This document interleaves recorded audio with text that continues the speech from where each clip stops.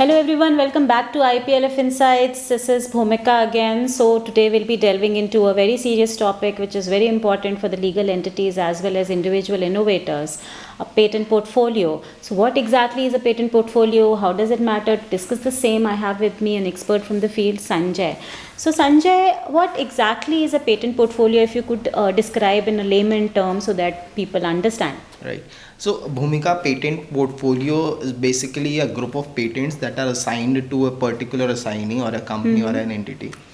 And those group of patents can be related to a single product or multiple products across their product line. They can be in multiple jurisdictions. Let's say they have a patent in India, then they have a patent in Europe, corresponding patent in US region.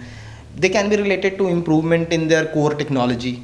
Let's say there is a base patent, the core technology which they devise, and their R&D team is continuously working on that particular technology, so they will continuously file improvement patents which relate to improvement in the base technology. So this group of patents is known as patent portfolio. Okay, and why does it matter to have a good patent portfolio for maybe the entities or even individual innovators? Right.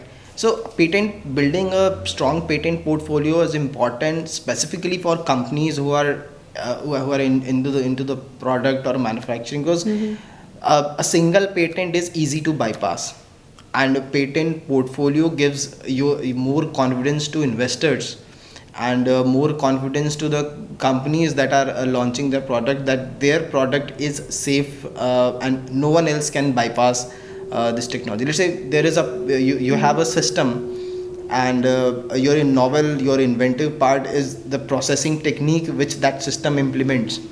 So you have a patent on the processing of that, how that system processes. So if anyone comes up with a design around idea, a way to bypass your processing, then in that case your whole technology or your whole product line is gone. So it's always advisable not only to protect the processing part of it, but also to protect the peripherals, the input part, the output part, the pre-processing part, the post-processing part, or any additional steps within processing or any peripheral, to make a strong portfolio. So in this way you are not only protecting your invention, your core invention, but you are protecting the entire product which is based on that invention. Okay, so this was a really good point, basically for entities like startups, pharma, biotech who are working on certain formulations and their associated things. So they should always protect that. And not only pharma, but engineering also included. I hope few things were clear here. For more, do connect.